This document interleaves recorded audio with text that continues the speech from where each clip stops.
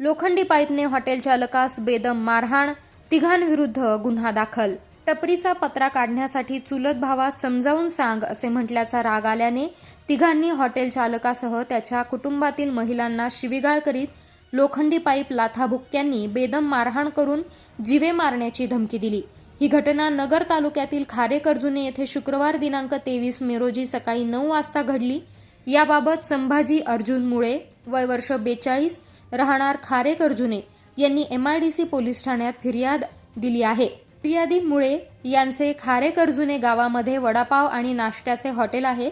त्यांच्या शेजारी अविनाश तांबे याचे पंक्चरचे दुकान आहे। या दुकानाचा पत्रा फिर्यादी यांच्या हॉटेल समोर आला होता। तो काढण्याबाबत त्यांनी तांबे यांना अनेकदा सांगूनही त्याने तो काढला नव्हता।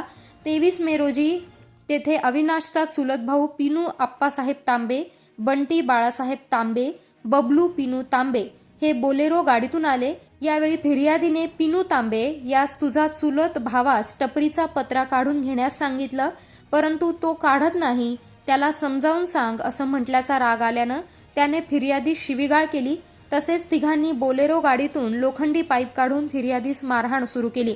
तो आरडाओरडा ऐकून फिर्यादीचे आई वडील, पत्नी, बहीण, भाचा हे तिघे तेथे आले असता त्यांनाही या तिघांनी लोखंडी पाईपने आणि लाथाबुक्क्यांनी मारहाण केली।